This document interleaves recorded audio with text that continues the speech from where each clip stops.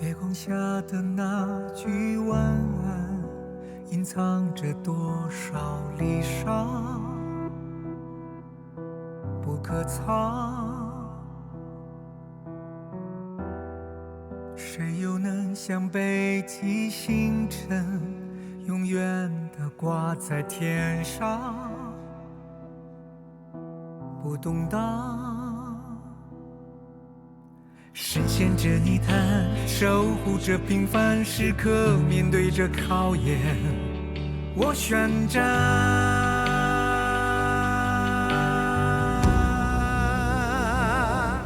人恶如沙漠，我不曾碎过，所以路途太长太久，无法回头张望。滴水的奔涌，粉碎着迷雾，风帆之上，只为你而寻动远方。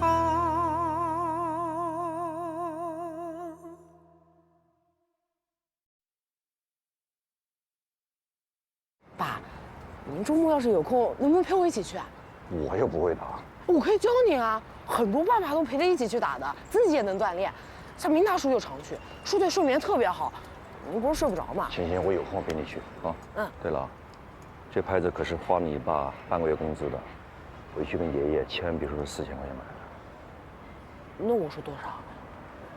我说3000。那我还是说2000。说800吧，说800，好吧？哦，好。喂，宋局。啊，我知道，我这就过去。哎，好好。所有报表都复印了吗？复印了，这些你看一下。进来，正好。宋局小区，抱歉来晚了。没有，正好材料刚刚整理出来。哦。哎，那发票原件呢？哦，我忘了，我现在去拿。正浩，怎么了？小新有皮了？小新男孩子嘛，皮点好，我就怕他呀闷不吭声。你瞧，这说起小星，这人都变得慈祥了。我打电话呀，除了催你，还有就是要提醒提醒你，这青春期的孩子啊，要多用文招啊，少用武力。我像用武力的吗？像，像吧？我从来没有用过武力，我一个手指头都没动过他。真的啊？啊，我不信，我脾气这么好的人，我都打过孩子。董姐，董姐，你打过孩子吗？我还打呢，每天忙的人都见不着，平常都归他妈管。好，我们言归正传，东杰他们现在负责调查的这个企业呀，宇回咖啡，虽然说排除了虚开发票的嫌疑，但是现在还要再做进一步的准确的调查举证。你看现在这时间紧，任务急，局里的意思呀，就是调你过来协助他们工作。你的正式调动手续呢，人事部门正在办理，你先投入工作。好，没问题。东杰说，对方这次请了非常强大的税务团队，数据举证方面，你得使出全部的本事啊。明白，我一定全力以赴。我们刚才还讨论了这个分工，数据举证方面呢，你负全责，在工作和人事调动上，还是由东杰来全权负责。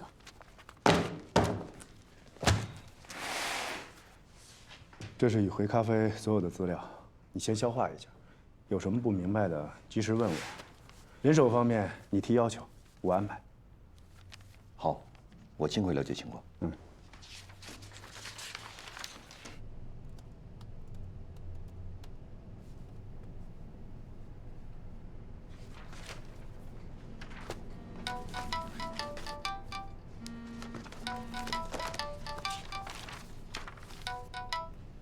喂，是我。锦秋，礼物收到了吗？收到了。为什么平白无故的送我礼物啊？没有啦，这是我一个朋友，他代理一个高端的香水品牌，卖的特别好，所以我就借花献佛一下。哦，对了，丹娜那边我也送了。你什么时候才会忙完啊？你感冒了吗？没有。没有就好，千万别梁总，请进。有人来了是吗？那你先忙，我回头再给你打电话。好嘞，拜拜。这个是宇回跟伊藤的相关合同，然后这个是宇回的市场调研报告，还有他们在国内各分店的成本支出、营业额等数据。这个是伊藤的资料。好，辛苦了，我一会儿看看，你去忙吧。好。老板，您今天有约会啊？没有啊。那这个花是？哦，是一个朋友送的。你要喜欢，你拿走吧。还有这个香水，我平时也不用香水，放在我这儿浪费了，都给你。啊，送我呀？对呀，你最近这么辛苦，奖励。谢谢老板。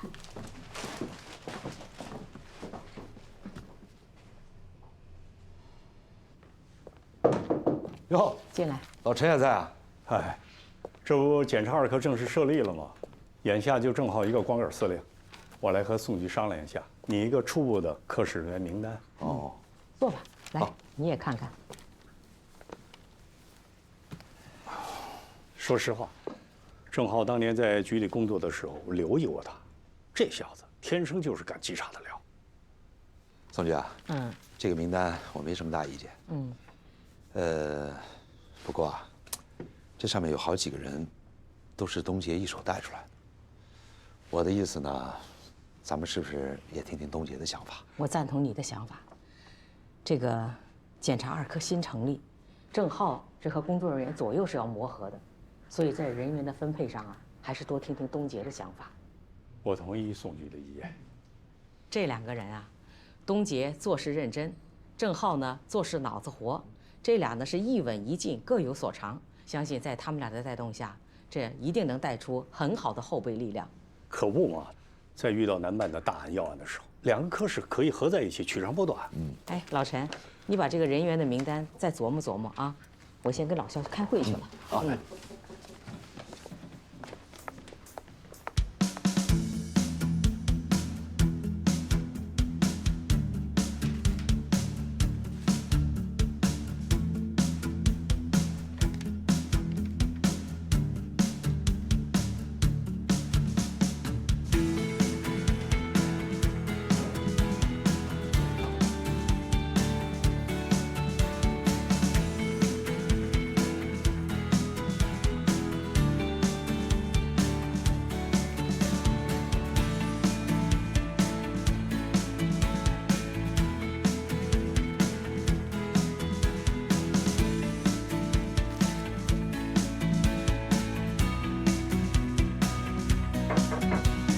梁总，怎么还没走啊？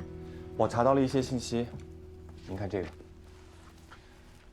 伊藤科技第一大股东叫文艺华，她是周总的前妻。这份报纸是8年前一次公开活动的，周总和文艺华一同出席了活动，但是他们两人当时是分属不同的互联网公司。好，我先看看。你辛苦了，先下班吧。好，那我先走了，梁总。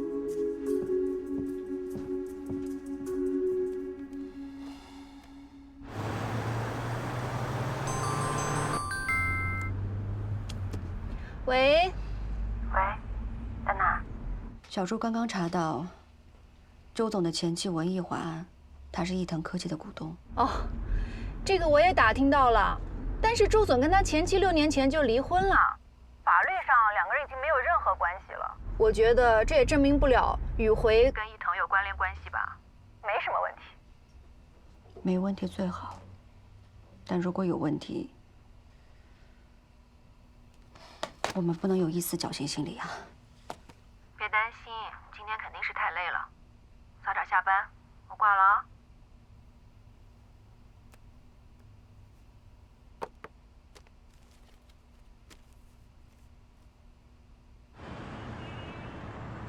小雪，哎，总算没有迟到。东杰，干嘛这么着急忙慌的？别提了，早晨我送我闺女去幼儿园，然后去趟医院，我丈母娘不是住院了吗？哎呀，结果满脑子都是宇回的事儿，追尾了啊！不，没事，处理完了。那个，要是家里面有病人，不行你就歇2天。歇不了，过2天宇辉那就要举证了，时间来不及。哎，我待会儿找您和宋局汇报一下宇辉的情况啊。我先准备一下资料。好，你先去。走了啊。啊，一会儿会议室见。好嘞。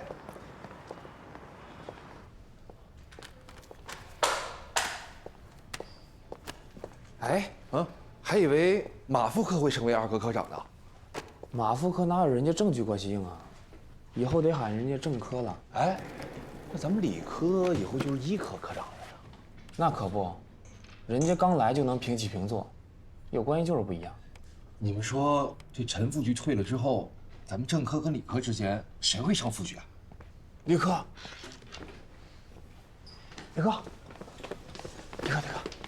你看，这2科的门牌都挂上了，这区局的正号正是调过来的。这是跟你有关系吗？啊？该干嘛干嘛去。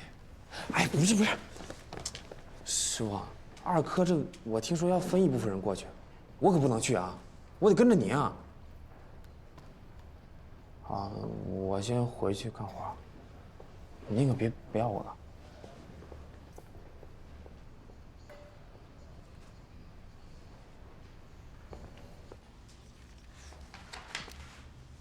我看了全部的资料，我先提2个问题抛砖引玉，大家可以补充。根据资料呢，这个伊藤科技公司成立3年以来，最大的一笔交易额及利润就是来自于卖给宇辉咖啡的这套软件。首先我们要明确了，这伊藤科技是否享受相关税收优惠政策？郑科，这方面的情况我了解过，伊藤属于软件企业，在税收政策方面享受的是2免3减半的企业所得税优惠政策。那因此，2家企业这4000万的交易，不能排除人为调节税负的可能。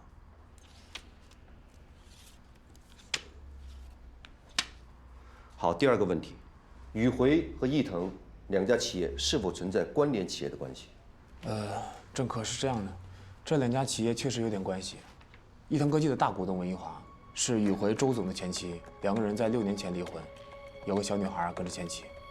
这个讯息非常有用。从法律上讲，他们已经没有任何关系了，所以根本构不成关联企业。我明白，但是还是有相关关系的。就算周总为了少交税从他前妻企业过手，我们没有办法掌握证据。更何况他们俩都离婚6年了，上千万的钱从前妻企业过手，我认为太不合理了。也不是没可能啊，就算离了婚，关系不见得一定差吧。 2个人都是企业的老总，又是大股东，这上千万的钱你来我往的，那其他股东怎么可能同意？外围信息只能作为参考。我们现在最大的问题是如何解决数据举证这方面的问题。郑科，你就说，解决这个问题，我们应该怎么配合你吧？举证方面得分组进行，一组人负责调查跟宇辉同类型咖啡店企业。 调查清楚同类型软件市场价格的情况。张璐，小石，你们配合郑科。好。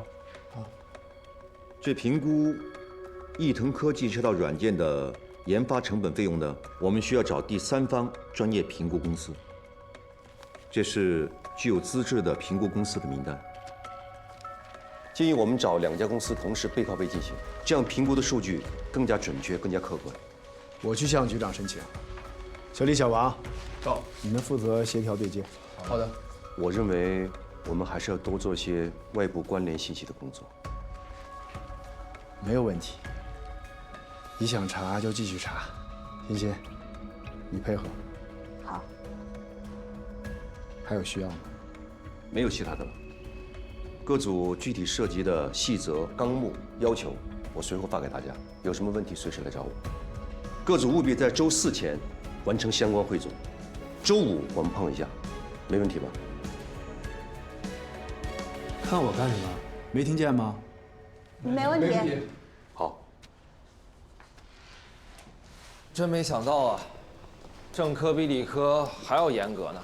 是严苛吧？这么短的时间，这么一大堆任务，这不加班根本做不完。本来啊，今天还要去见女朋友的，又泡汤了。哎，欣欣。 以工作为重吧。我有件事儿求你，欣欣，那个要不咱换一下呗？你去做数据分析，我去打听外围消息，你数学比我好，咋样？可以啊，你去问一下政科、理科，他们同意就行。那算了，理科还行，政科我也不太熟，万一我这表现的太突出了，不好不好。哎。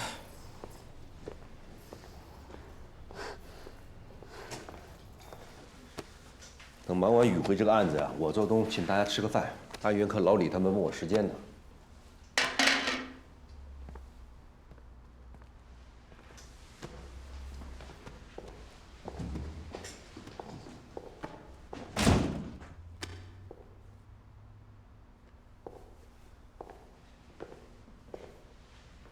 周浩，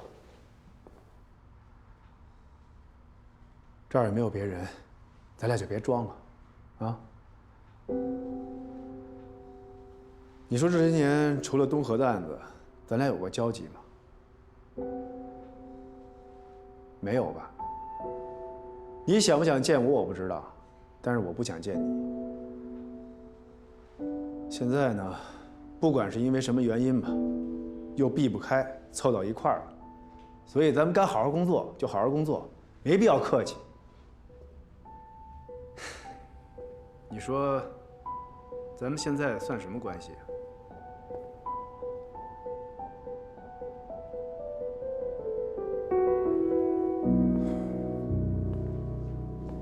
老同事，老朋友。老同事算，老朋友嘛。6年前，咱们就已经不是朋友了。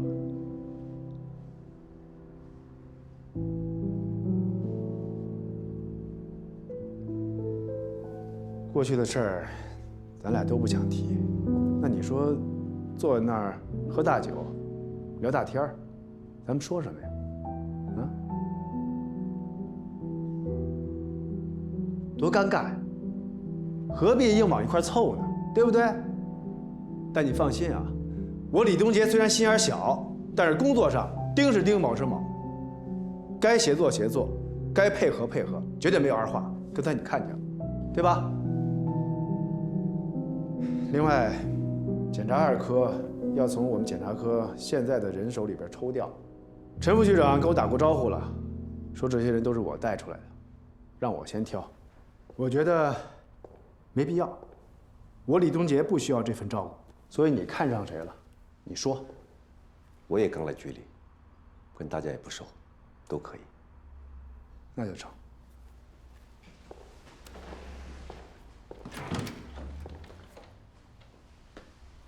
对了，这次宇回请的税务团队负责的是个女的，单信事务所，叫梁锦秋，是那个6年前没给你结成婚那女的吧？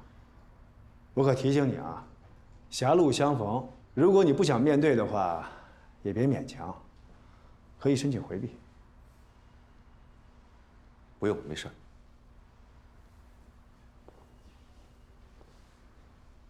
忙吧。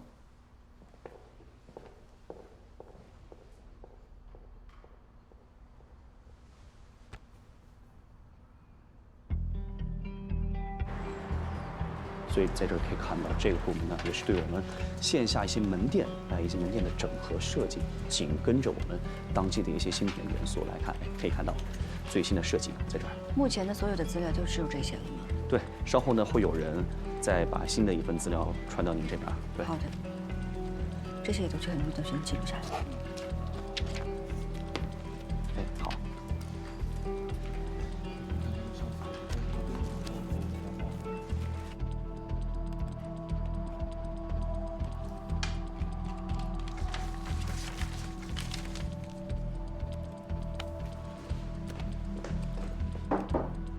进来。郑哥，来听。这个数字不对的，这是347692。这个是我们最近调查的所有的调研报告，关于2家公司的。大家可以从这个表格上清楚地看到，文艺华呢就是伊藤科技的老板、股东，他们俩其实是有8年的婚姻关系的。那为什么宇辉公司要花高出市场价几千万的价格去买这套设备？谢谢啊。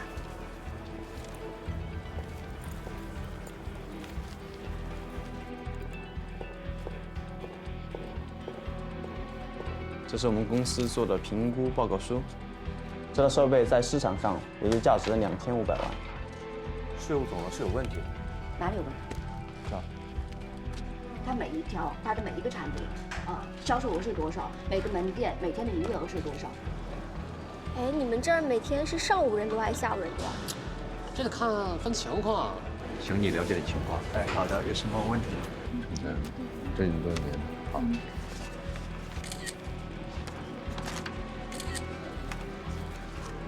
这个是啥？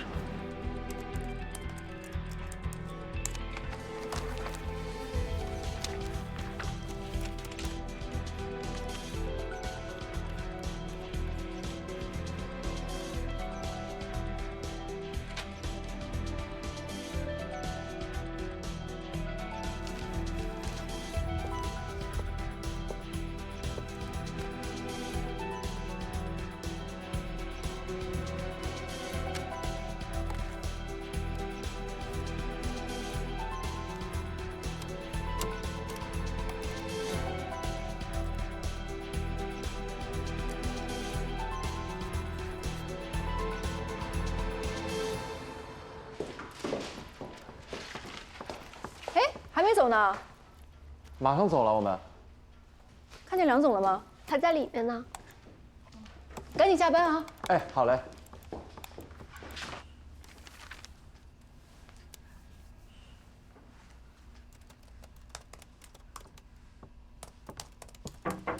哎，下班了啊！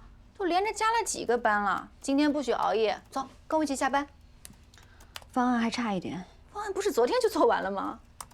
是另一套方案。什么另一套方案啊？什么意思啊？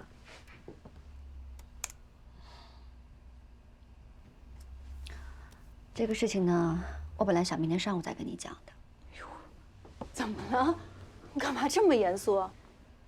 从目前我们做的调研分析来看，宇辉从伊藤那儿购买的那套软件，真实价值应该是2500万左右。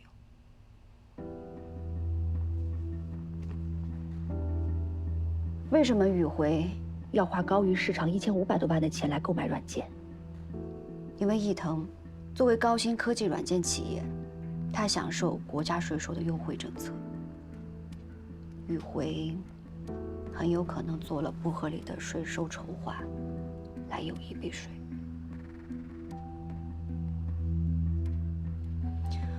我仔细的研究了他们公司近5年的财务报表。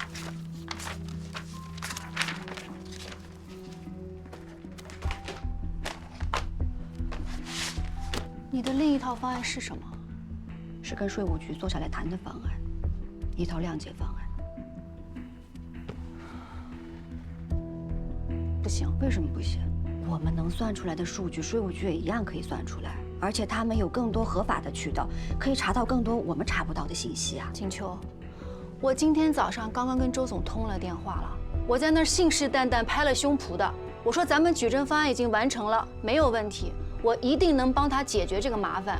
你现在这个节骨眼上了，你跟我说什么第2套方案，我怎么跟周总解释？实话实讲。实话实讲。哦，我去跟周总说，周总，我们也怀疑你把宇辉部分的钱转到你前妻那儿避税了。景秋啊，咱退1万步说，就算周总真的这么做了，只要法律上没有问题，咱们作为宇辉聘请过来的专业税务团队，就必须要站在客户的立场和利益上去解决问题，这是商业规则，也是宇辉聘请咱们的目的。你除非现在就告诉我，第1套方案一定会输。不一定，但是所有可能会出现的结果我们都要想到。如果税务局的举证做得非常扎实，如果他们可以提供非常有效的证据，那第2套方案就是我们的预案啊，就是我们站在宇辉的立场和利益上做出来的预案。你现在如果把第2套方案拿出来，就是让我去得罪客户，会让我们的客户蒙受巨大的经济损失、名誉损失。我怎么去谈长期合作？这怎么能是得罪客户呢？作为合作方，我们就应该想到并且做出第二套方案来。我非常看重这个 case 的，景秋，你知道我为了搭上这个关系，我费了多大心血吗？开业那天，我们俩是不是放了豪言壮语，说要把我们所变成5A 级的所？那就必须要围住宇回这个大客户。我现在朵朵上国际学校的事儿也要靠周总，我一直想让他上那个国际学校，我托了关系，花了钱没有用。我前2天刚知道，人家周总太太刚好就是这个学校的校董。丹娜，这是两码事。我知道是两码事儿，但是这就是所谓的人情世故啊。况且你也没有为人父母，你不知道我的苦心呀。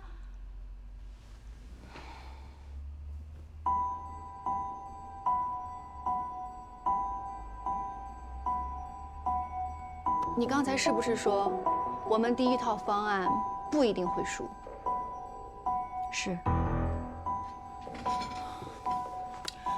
那这么着，咱们去税务局打听一下消息。你如果不方便出面，我去。我听说郑局已经调到稽查局当科长了，我去问问。丹娜，我不同意。我不敢讲自己是最好的税务师，但是在这个 case 上我尽力了。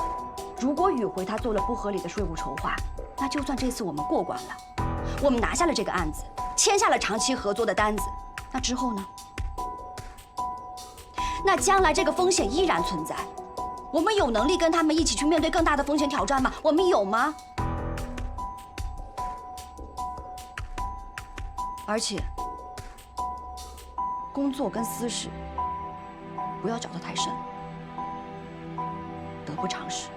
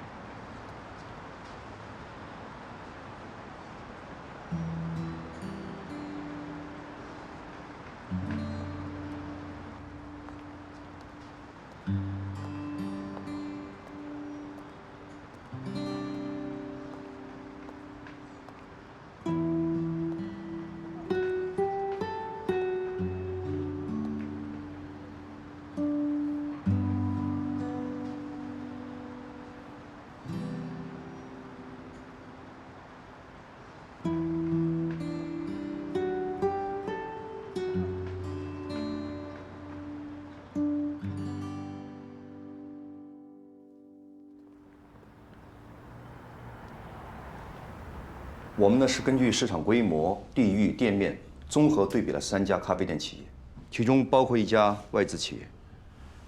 张璐、帅峰，给大家发一下资料。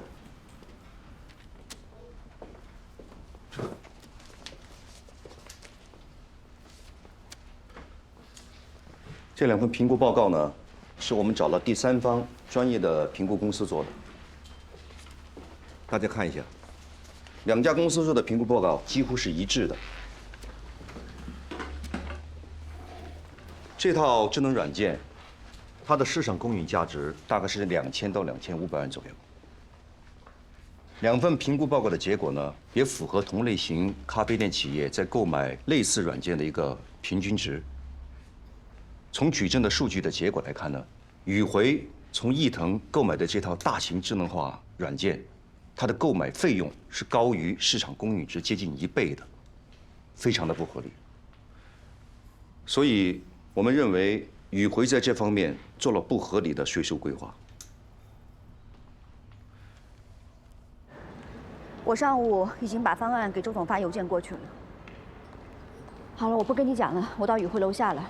中场休息的时候，我会给你打电话。你呢，就安心的在医院做检查。好，挂了。于总今天不来了吗？对，他很早就约了一个很难约的医生，改不了时间了。梁总，咱们今天这仗是不是不好打？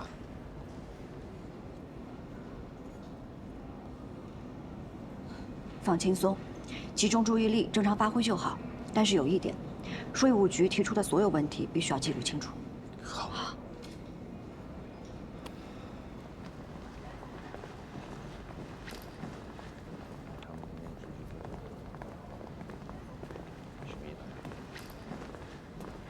梁小姐早。李科长早。这是我同事郑浩，这位是梁锦秋，您好。你好。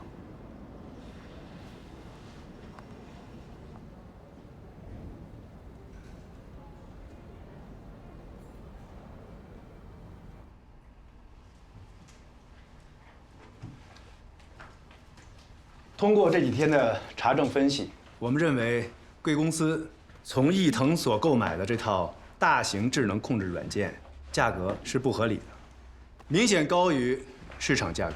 梁小姐，这份资料就是我们提供的科学、正确的数据。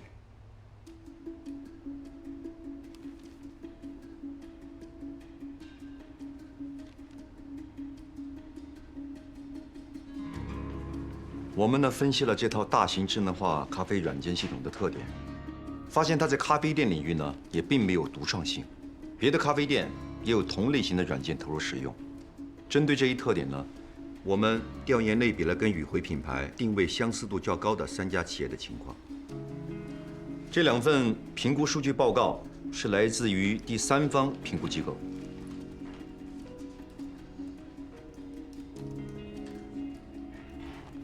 既然刚才以 MCO 咖啡为例，那我们就来分析一下。MCO 深耕国内咖啡市场20多年，具有非常高的品牌价值，能为他们研发设计这样的软件，对任何一家企业来说都是可以获得一个超额的回报的。比如说，业界的知名度，那他们之后的订单肯定就是会成倍的增加，相当于是一个无形的广告费。所以 MCO 购买类似的软件价格偏低，我认为这个不具备参考性。另外2家，他们采用的是3年前的软件，那3年前供应链、设计研发公司都还处在一个起步期，他们可以把价格压得比较低。但是现在不一样了，现在市场供求、研发成本，包括核心竞争力的技术都不一样了，所以我方认为这个参考性也不具备。这是我方列出的研发成本数据，以及在未来能为宇回带来的一个预估收益数据。这套软件自投入使用以来，几个旗舰店的盈利增速都在15%以上。那考虑到宇回进一步的发展，以及未来3年门店数量的增速，我们预计这套软件全面投入使用之后，可以为宇回带来上亿元的利润。所以，我方坚持4000万的购买费是符合宇回的实际情况的，也是符合宇回未来发展的一个战略的，并且这笔费用也符合商业市场的惯例，并没有违反税法规定。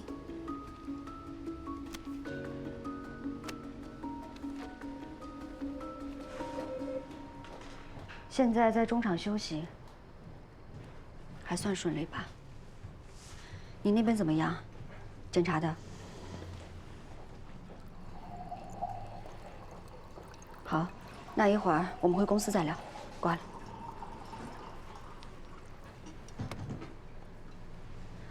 没想到，他们找了你来跟我打擂台。是啊，我也没想到。是吗？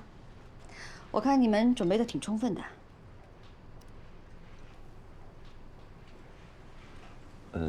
你们的举证做的也很准确。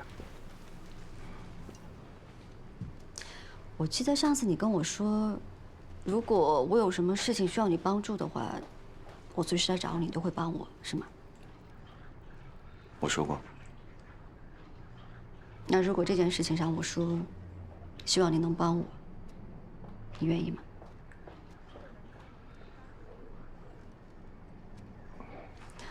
不敢还是不愿意啊？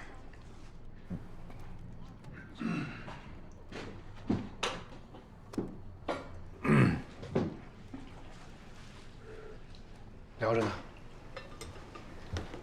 我刚刚问我老同学，我说啊，今天这场会真的是挺艰难的。作为老同学，不知道他愿不愿意给我透个底儿啊？这样我们也好有个思想准备啊。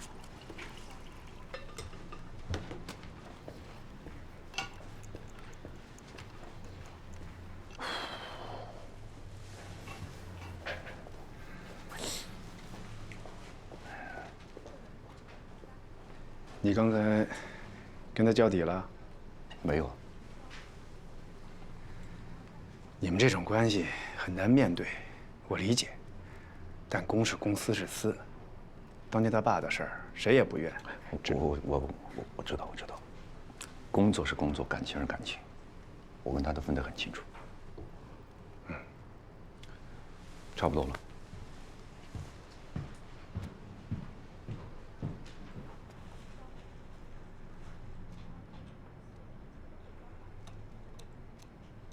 同类型产品的市场价值是否值得参考呢？我认同梁小姐的一些说法，各家情况不同嘛，市场也瞬息万变。但是这款软件它是否价值4000万？我认为我们双方是存在认知的差异的。我们的评估数据呢，侧重于研发的成本加合理的利润，而梁小姐所带的税务团队呢，是侧重于宇回咖啡购买来这款软件以后，在未来市场收益带来的溢价，2000到2500万，这是我们对这款软件的价格估值。我们的资料当中有非常准确详细的数据支撑。伊藤科技是一家高科技企业，公司用地、公司人员的工资等等一切费用，与各家公司的资金往来、股东信息，包括可以享受国家税收优惠政策等等，我们在资料里边都已经详细的说明了。同时，我也认可梁小姐的一些措辞，这款软件会给宇回公司带来巨大的经济收益。两家公司的售买交易也符合商业市场的惯例，表面上看没有违反税收制度，可是，在实际查证中，我们发现两家企业是有深度关联的。我们分别查证了宇回、毅腾两家公司的股东名单，包括每年的分红情况，还有银行账户的资金流水等等。毅腾呢有3位股东，大股东文玉华女士占股90%，2位技术型高管各占股5%。表面上看，各位股东和宇回所有股东没有任何牵连。宇回的大股东，也就是周先生，持股65%，市场总监和财务总监各持股5%。但是，宇回的第2大股东张丽女士持股25%，不参与公司的运营和决策。我们查了她的信息，发现她呢是毅腾大股东文艺华女士的表妹。5年来，宇回的每一笔收益分红，她都是打到了同一个固定的账户上。给我拿杯冰水进来。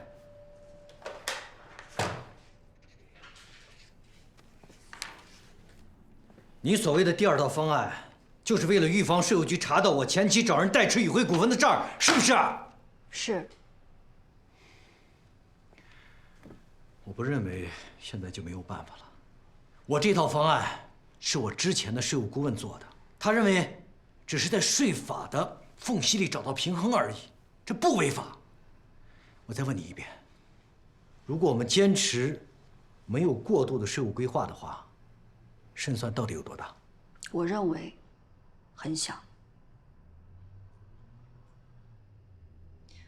这套软件的真实价值就是在2000万到2500万之间。我做的第2套方案预估也是在这个区间。周总，税务局已经掌握了关联交易的证据。梁小姐，我请你是来打胜仗的，你可以不动用你的关系，我尊重你，我也理解你，可你不应该就这么快让我投降吧？啊？周总。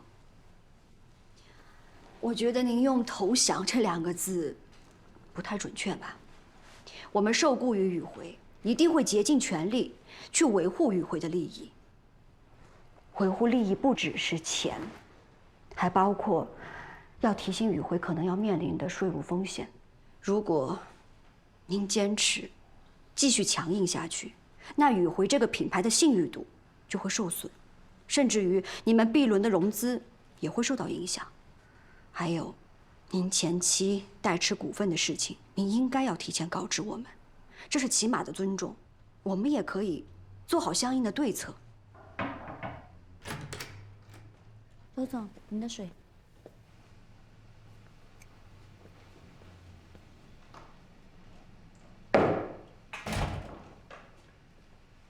我前妻代持宇辉股份的事儿，税务局可以通过大数据调查出来。你怎么查出来的？经验判断吧。我们研究了宇辉的股东结构和财务状况，4000万不是小数目。这笔交易明显对宇辉是不利的。2位小股东持股少，您可以通过别的方式去做安抚，但是25%的股权持有人就不同了。除非关系和利益纠缠很深，利益当头，什么样的关系能超过钱的分量呢？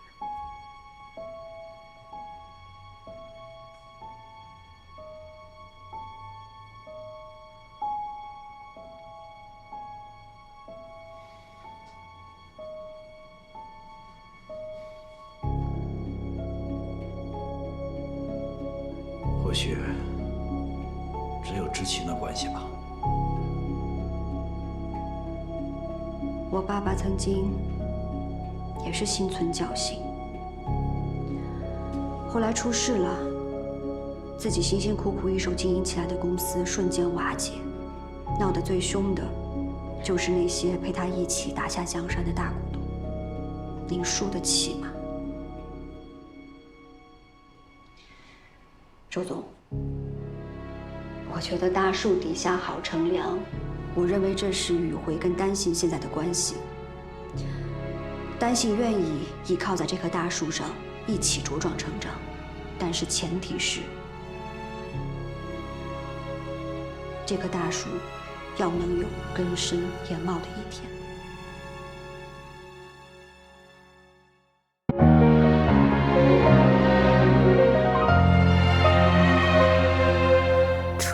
大地是种子的新芽，襁褓无花，哭笑间悄然长大。生命中的规则，暗处有标价。若心无敬畏，终会承担代价。一粒粒沙，兴起居高塔，迷途的人为寻家走遍天涯。柴米油盐之下，各自的活法。若爱有时差，我愿一生牵挂。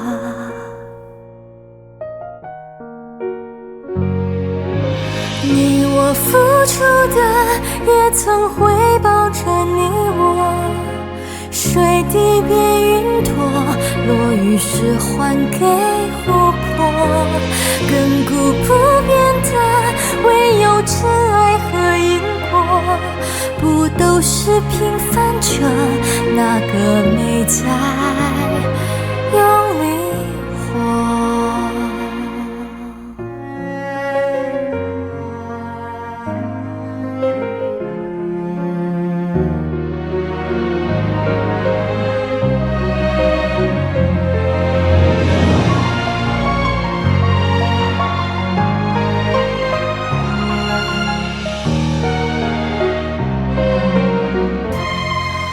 你我热爱的，也在深爱着你我。